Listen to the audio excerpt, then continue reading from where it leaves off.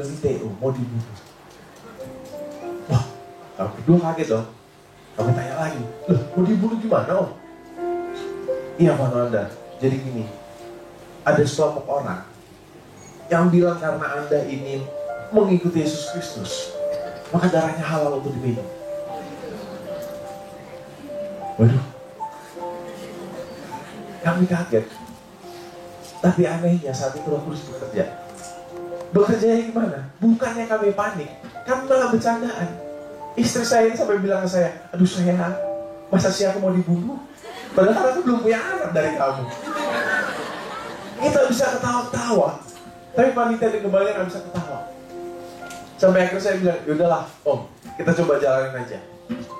Akhirnya kita coba jalanin hari itu, kami KKR malam hari itu. Oh iya, ada satu lagi. Bukan cuma sampai di situ, ternyata ada satu lagi yang disampaikan sama gembalanya. Jadi malam sebelumnya, mereka sudah menemukan ada bom di bawah tempat kami KKR. Itu yang bikin mereka khawatir. Ini ajaran konyol dan sangat menyesatkan. Tapi pengikutnya banyak sekali. Lebih jelasnya, dengarkan video dia ini. Tuhan Yesus tinggalkan Allah Bapa. Kita tuh kadang-kadang kurang bersyukur. Kristen tuh enak loh. Ibadahnya cuma seminggu sekali. Saudara sepupu kita 5 kali. Kenapa kita kebaktian seminggu sekali? Tahu nggak kenapa? Karena bayarnya 10%. Itu berhubungan, saudara-saudara.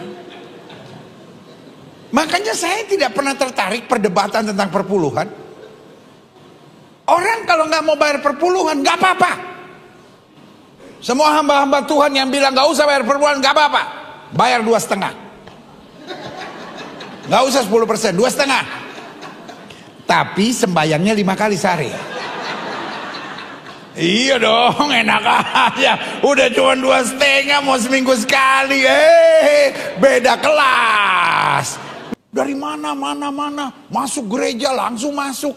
Kita orang Islam diajarin bersih sebelum sembahyang, cuci semuanya. Saya bilang lu 2,5. Gue 10%, bukan berarti gue jorok. Disucikan oleh darah Yesus.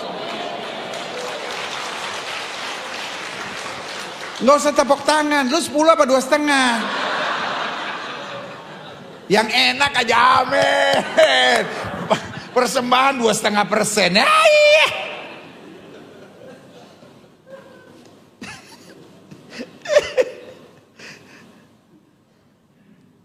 Pak Guntur mana? Guntur. Yang section ini, mulai minggu depan, jangan taruh kursi. Yang 2,5 duduk di situ. Pasti bayar perpuluhan dia. Puas banget dia seminggu sekali. Gak usah cuci-cuci. Ya kan? Gak usah bergerak-bergerak. Loh, kita kan bayar 10%. Makanya kita kebaktian tenang aja. Ya kan? Paling berdiri, nyanyi, tepuk tangan. Santai. Ya kan? Tapi kok 2,5, setengah mati.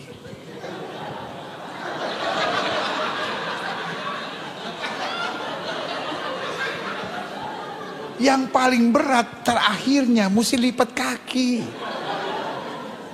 Nggak semua orang bisa. Iya kan? Kaki mesti dilipat. Ayah.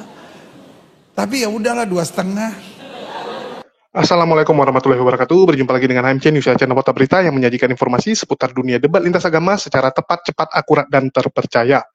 Bagi teman-teman ya yang belum tahu mengapa Asmiranda dulu memutuskan untuk menjadi murtadin, teman-teman. Kita tahu ya, seorang artis yang terkenal, Asmiranda, itu menikah dengan Jonas.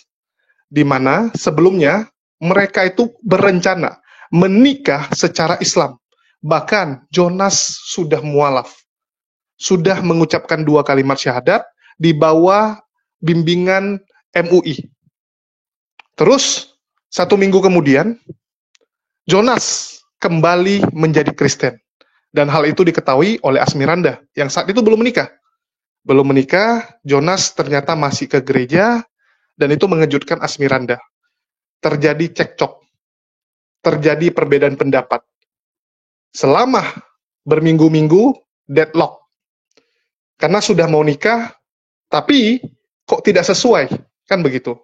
Awalnya Jonas yang mengatakan bahwa dia akan menjadi Islam dan sudah disyahadatkan oleh MUI. Setelah 1,5 bulan, akhirnya gonjang-ganjing tersebut selesai, di mana Asmiranda memutuskan dialah yang menjadi Kristen. Dia yang menjadi Kristen. Dengan konsekuensi, ya kita tahu teman-teman, mempermainkan agama itu dianggap satu pelanggaran yang sangat berat. Ya, itu satu hal yang melukai, mencederai semangat toleransi di Indonesia. Dan tentu saja mempermainkan agama itu secara akhlak tidak dapat diterima oleh masyarakat Indonesia yang sangat mengedepankan tata krama dan adab. Dan kita tahu apa yang terjadi, netizen marah. Netizen murka dengan yang namanya Jonas. Begitu juga dengan perusahaan-perusahaan yang memberhentikan iklan-iklan dari Jonas maupun Asmiranda. Nah, itu sekilas, dan kalian bisa search beritanya teman-teman. Ya, kapan Jonasnya mualaf, terus kapan mereka nikah. Ada selisih 2 bulan lebih. Jadi memang rencana pernikahannya sudah lama, tetapi awalnya Jonas yang mualaf, malah dia kembali ke Kristen. Dan itu tentu saja, ya kita harus akui, itu sesuatu yang nggak bisa kita terima, teman-teman. Karena kamu sudah mualaf, terus kamu mainkan agama tersebut. Ini sama seperti si Candy Susanto begitu. Orang bukan marah karena dia, ya, karena dia misalnya, oh masa saya karena kembali ke Kristen kalian marah? Enggak, kita nggak ada masalah. Kamu mau murtad, kamu mau apa, mau salto, nggak ada masalah. Yang jadi masalah kamu permainkan agama. Kamu permainkan agama, itu yang nggak bisa diterima. Sama misalnya, ada orang, misalnya contoh Kelvin masuk Kristen, dibaptis. Ya, tujuannya untuk mengolok-ngolok agama Kristen dari dalam. Begitu dia dapat sertifikat baptis, terus dia bilang, saya Kristen. Ya, dan saya mengimani bahwa Yesus bukan Tuhan. Yesus bukan juru selamat. Ternyata Yesus begini, Yesus begitu. Menurut kalian, teman-teman, diterima nggak itu? Bisa nggak diterima sama teman-teman Kristen? Nggak mungkin, kan? Pasti teman-teman Kristen marah. Pasti marah juga, gitu. Nggak mungkin. Jadi, itulah yang terjadi. Dan saya berharap teman-teman bisa mengerti ya apa yang terjadi dan apa yang dilakukan Asmiranda dan Jonas setelah mereka ditutup, ya mereka di blacklist oleh perusahaan-perusahaan, ya mereka jadi kesaksian dari gereja ke gereja sekaligus buat album lagu rohani, ya, buat album lagu rohani karena mereka artis jadi gampang. Terus yang kedua, seperti biasa, murtadin itu selalu mendapatkan panggung yang spesial. Bahkan kalau Jonas dan Asmiranda mau jadi pendeta, banyak itu. Pastinya banyak gereja yang siap memberikan gelar pendeta kepada mereka berdua, apalagi kemampuan mereka bicara luar biasa. Ini bukan kaleng-kaleng ya, mereka sudah biasa berperan. Artis-artis itu, kalau dalam kemampuan berbicara, kemampuan meyakinkan orang, itu di atas sales teman-teman, di atas kita. Orang dia aja bisa berakting ya seakan-akan begini, seakan-akan begitu, memainkan peran yang begitu banyak. Tentu saja kalau disuruh ngomong di atas panggung, waduh kecil. Walaupun kita bisa lihat raut wajah Asmiranda yang tertunduk, yang kita lihat bahwa nampaknya ada ini ya, gejolak batin. Kalau saya baca ini ada gejolak batin, itulah kenapa Jonas yang maju mengcover. Semua yang disampaikan oleh Asmiranda di-cover oleh Jonas. Karena ya pasti ada pertentangan batin di situ. Kita dengarkan dulu bagaimana kesaksian mereka dan bagaimana mereka menuduh bahwa Islam berencana. Umat Muslim berencana mencelakai mereka. Kita dengarkan. Rasanya kalau masih nyanyi, saya udah berdiri di depan, saya kayak pendeta gitu. Jadi rasanya gimana gitu ya. Puji Tuhan, saya senang sekali bisa berada di tengah-tengah saudara terkasih. Sebelumnya saya mau menyapa dulu, Shalom. Shalom. Masih kurang semangat, Shalom. Shalom. Masih kurang semangat, Shalom. Shalom. Masih ada sukacita? Puji Tuhan, luar biasa. Saya senang sekali bisa berdiri di tengah-tengah saudara terkasih. Saya yakin ini bukan kebetulan, tapi ini maunya Tuhan. Amin. Dan saya senang sekali bisa sharing tentang kebaikan Tuhan dalam hidup saya di sini. Saya lebih senang menyebutkan ini sharing tentang kebaikan Tuhan. Ini bukan kesaksian. Karena kalau kesaksian, ceritanya kan harus detail. Dan bukannya saya nggak mau, tapi belum saatnya. Suatu saat, saya dan suami saya juga akan janji, kita pasti akan ceritakan semuanya. Tapi, bukan sekarang. Dan saya yakin banget ada yang lebih penting, yaitu tentang kebaikan Tuhan. Amin. Mungkin saudara sekalian di sini juga ada beberapa yang udah tahu kalau saya ini adalah pengikut Kristus karena pilihan. Memang bukan sejak lahir, tapi puji Tuhan, saya yakin banget bukan saya yang memilih, melainkan Tuhan Yesus itu sendiri yang memilih saya. Dan saudara, pada saat saya menjadi pengikut Kristus, saya langsung dihadapi masalah itu di depan. Kenapa? Karena ternyata melalui masalah-masalah itu saya jadi mengerti betul apa itu namanya penyertaan Tuhan. Dan saudara, kalau saya jadi pengikut Kristus karena orang lain, atau mungkin karena suami saya, atau karena siapapun itu, saya tahu ujung-ujungnya saya pasti akan kecewa. Tapi puji Tuhan, Roh Kudus menuntun saya tidak kecewa. Kenapa? Karena Tuhan Yesus sendiri yang kasih lihat ke saya siapa Dia sebenarnya. Dan saudara, pada saat saya menjadi pengikut Kristus, mungkin orang di luar sana banyak yang beranggapan saya ikut Tuhan Yesus maka hidup saya akan susah. Memang gak sedikit orang di luar sana yang mengutuki saya. Tapi ada satu hal yang sangat memberkati saya, dan saya juga mau bagikan ini pada saudara sekalian. Saya terlalu yakin, saya terlalu percaya kalau Tuhan saya ahli mengubah kutuk menjadi berkat. Beri kemana bagi Tuhan.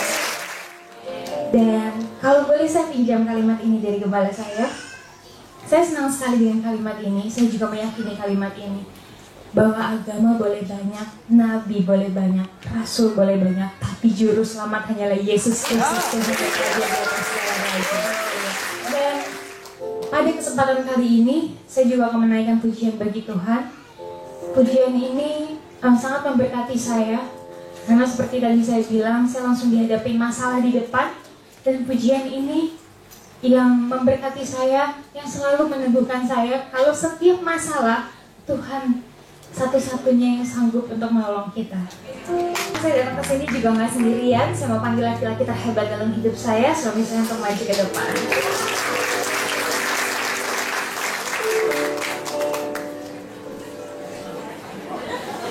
Waduh.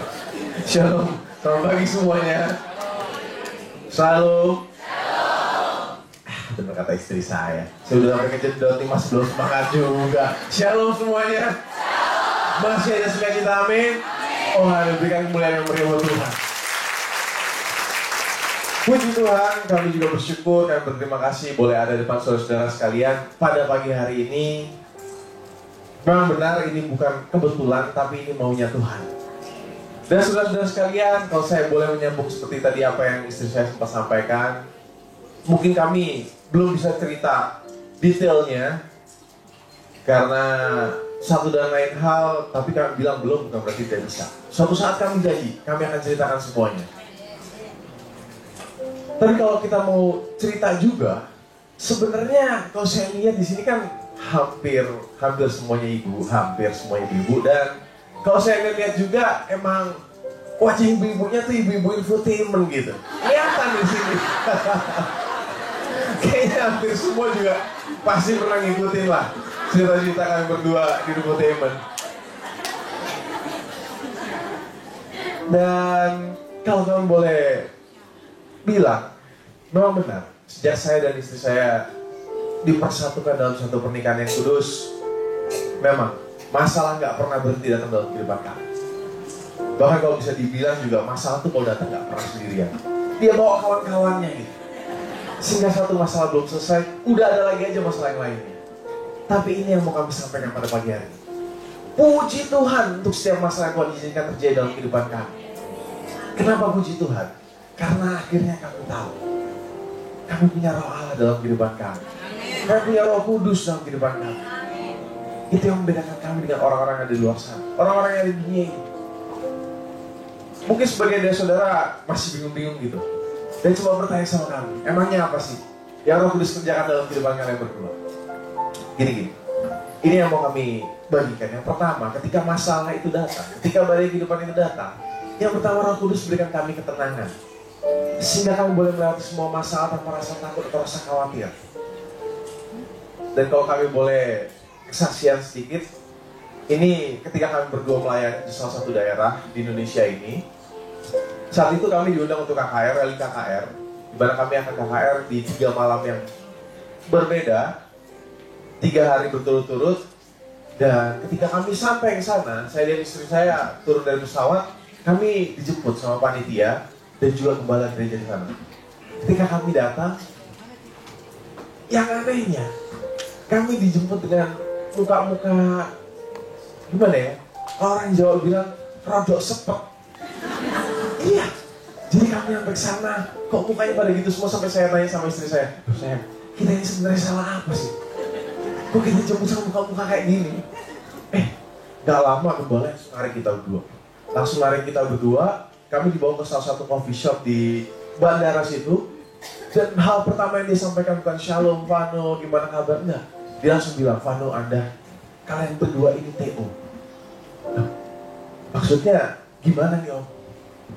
Iya, kalian berdua ini TO, mau dibunuh. Wah, kami berdua kaget dong. Kami tanya lagi, loh mau dibunuh gimana om?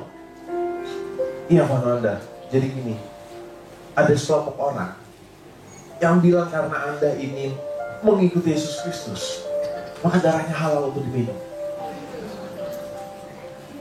Waduh, kami kaget. Tapi anehnya saat itu Roh Kudus bekerja. Bekerjanya gimana? Bukannya kami panik, kami malah bercandaan. Istri saya ini sampai bilang ke saya, aduh sayang, masa sih aku mau dibunuh? Padahal aku belum punya anak dari kamu. Kita bisa ketawa-ketawa, tapi panitia di kembali nggak bisa ketawa. Sampai akhirnya saya bilang, yaudahlah om, kita coba jalanin aja. Akhirnya kita coba jalanin hari itu, kami KKR malam hari itu. Oh iya, ada satu lagi. Bukan cuma sampai di situ, ternyata ada satu lagi yang disampaikan sama gembalanya. Jadi malam sebelumnya, mereka sudah menemukan ada bom di bawah tempat kami KKR. Itu yang bikin mereka khawatir. Tapi akhirnya kami jalanin aja. Satu hari itu kami jalanin, nggak terjadi apa-apa. Tapi kami harus pindah-pindah hotel 3-4 kali dalam satu hari. Dan sebelum kami sampai ke tempat KKR itu pun kami harus muter-muter dulu jalannya. Ya dengan alasan keselamatan. Tapi kemudian hari pertama nggak terjadi apa-apa. Hari kedua juga nggak terjadi apa-apa. Sampai di hari ketiga. Di hari ketiga itu pagi-pagi gembalanya udah ngajak kami untuk bicara lagi.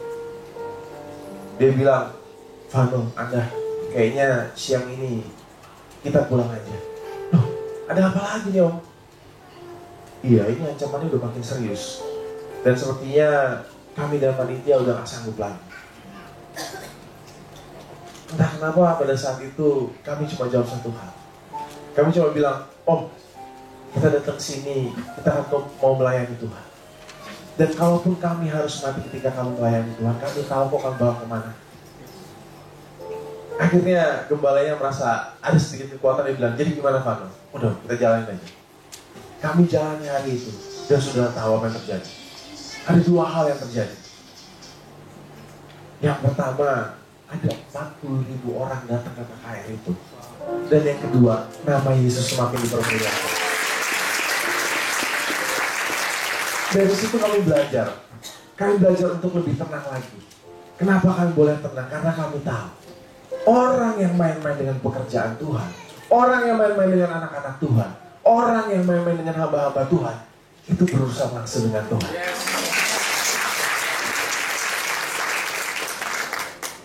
Dan kemudian di tengah-tengah masalah apa lagi yang Roh Kudus kerjakan dalam kehidupan kami? Roh Kudus ajarkan 3 poin penting dalam kehidupan yang selalu kami pegang.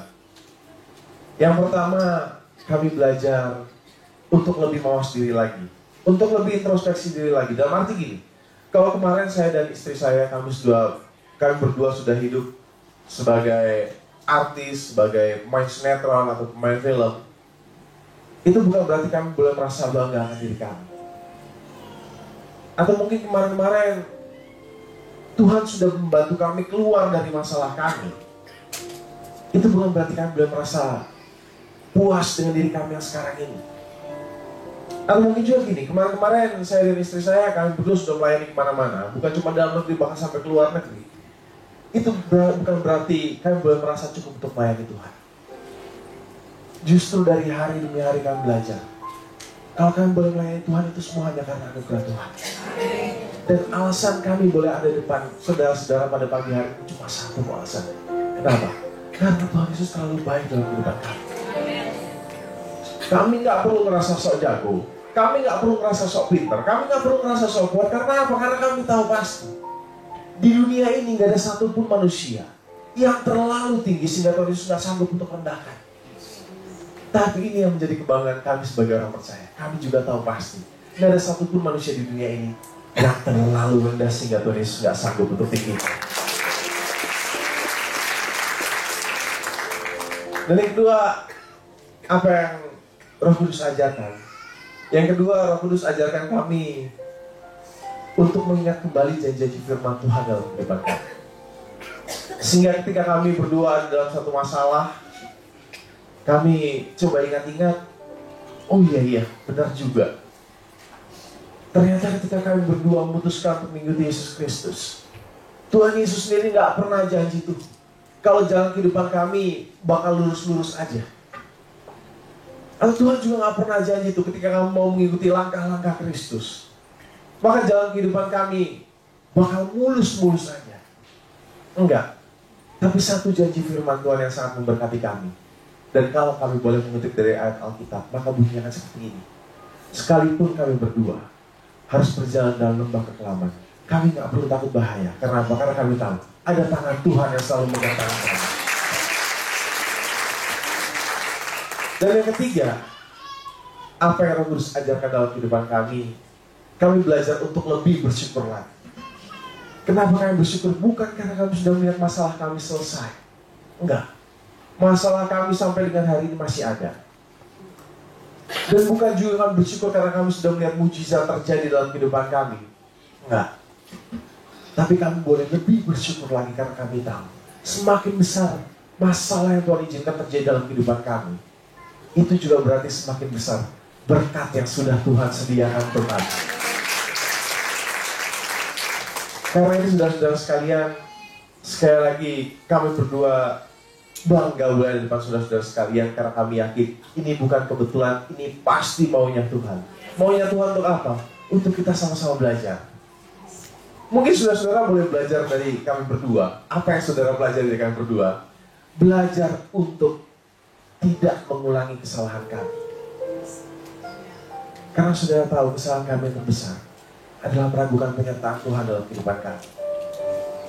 Sehingga ketika kami... Nah, jadi bagian yang gak enaknya itu saat mereka menuduh, mau dicelakai, mau dibom, mau diapain. Aduh, harusnya kalau ada yang ngancam kamu, lapor polisi. Bukan curhat di gereja. Bukan di mimbar ngomong sama jemaat.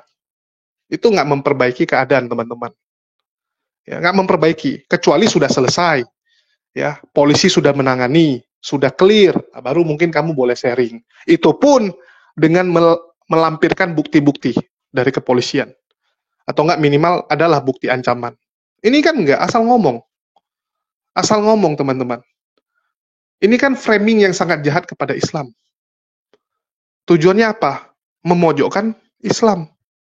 Biar seakan-akan kalau mereka ini memikul salib. Mereka ini mempertaruhkan nyawa demi agama. Ini sama seperti yang dilakukan oleh KC, Taipudin, Paul Jang gitu kan.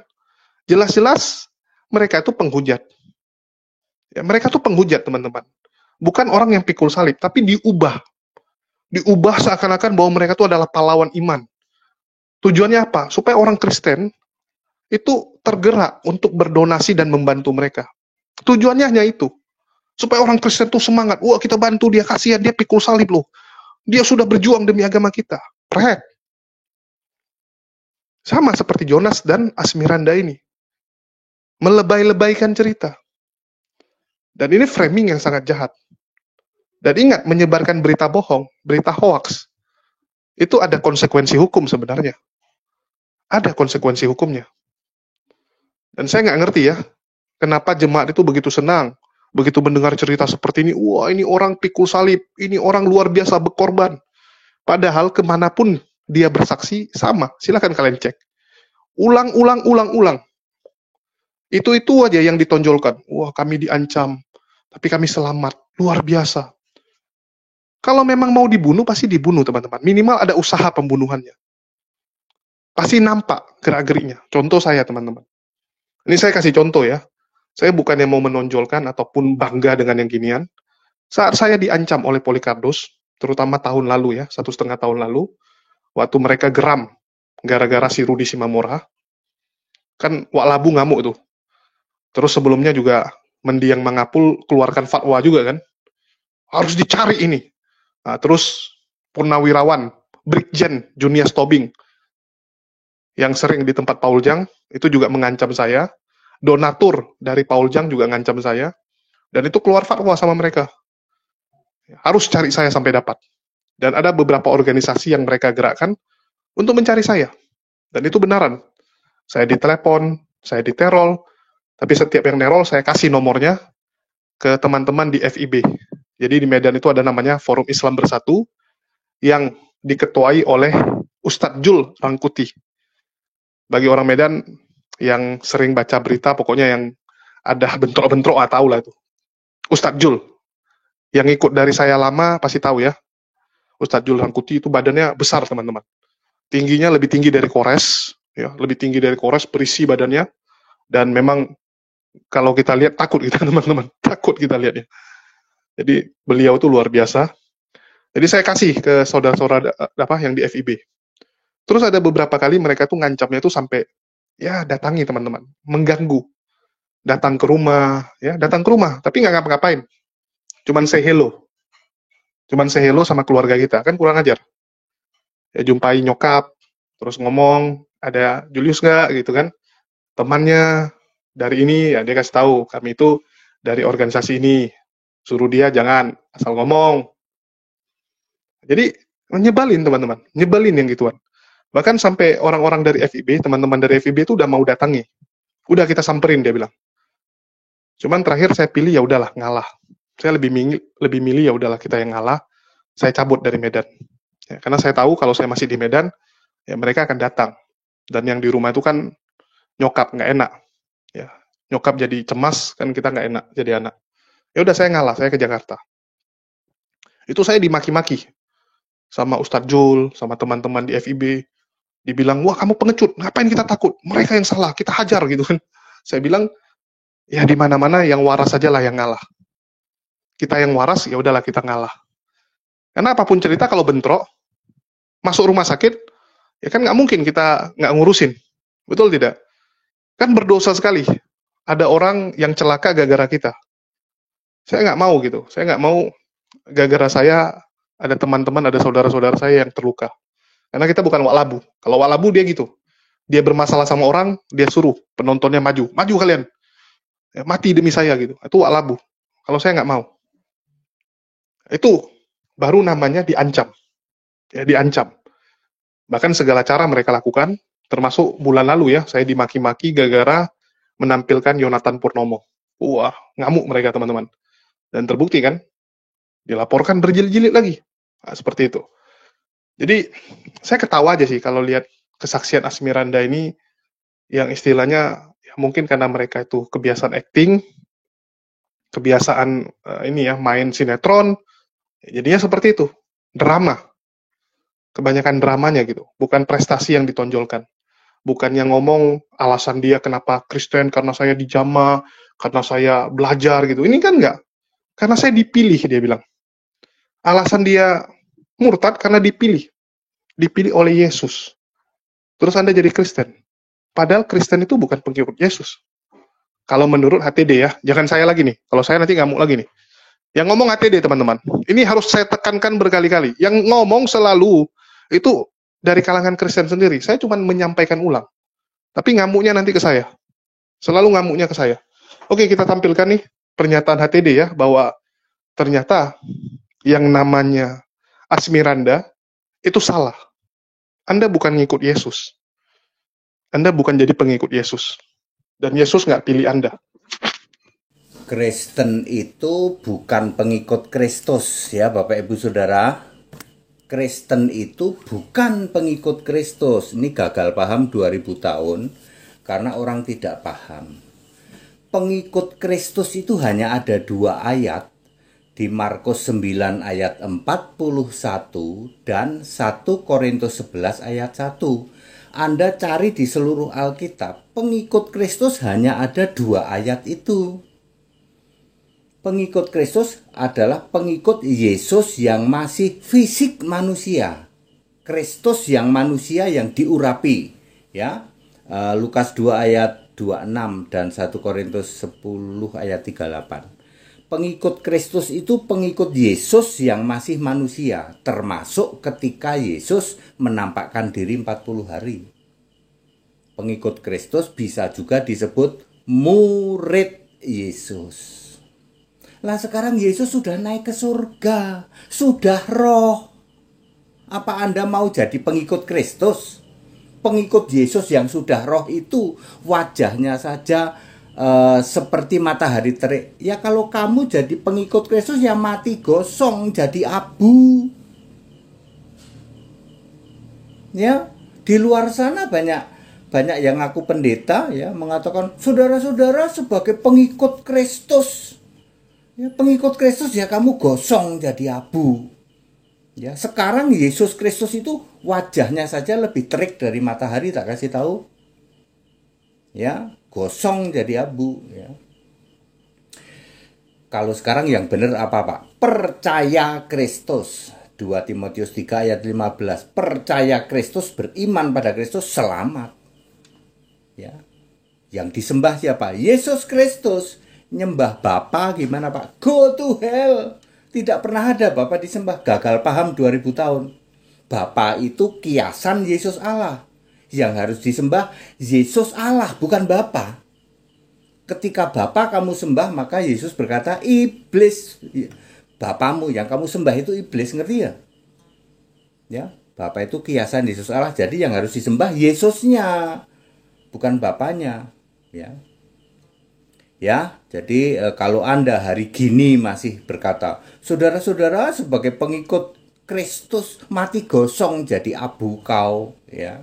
Yang benar percaya Kristus Yesus satu-satunya Tuhan Allah itu, memuliakan Allah dalam nama Kristus itu. 1 Petrus 4 ayat 16. Yesus Kristus Tuhan Allah, Juru Selamat Maha Kuasa, Engkaulah segalanya, Pencipta langit bumi. Yesus Kristus, Juru Selamatku. Inilah iman kami, Yesus Kristus Tuhan Allah, dipuji dan disembah, tinggikan, dimuliakan. Yesus Kristus, Allah yang benar. Sungguhlah bangga punya Allah yang maha tinggi, yang setia dan yang adil, terpujilah. Sungguhlah bangga punya Allah yang maha tinggi, yang setia dan yang adil, Yesus Kristus namanya. Jadi tidak pernah ada pengikut Kristus sekarang, ya. Ya, yang aku pendeta ada di atas mimbar, jangan pernah lagi kamu mengatakan saudara-saudara sebagai pengikut Kristus mati gosong jadi abu kau. Yang benar percaya Kristus sebagai the only one Lord and God itu. Berani? Ya, jangan lagi ada yang mengucapkan pengikut Kristus ya. Hanya ada 2 ayat pengikut Kristus dan itu terjadi saat Yesus masih manusia.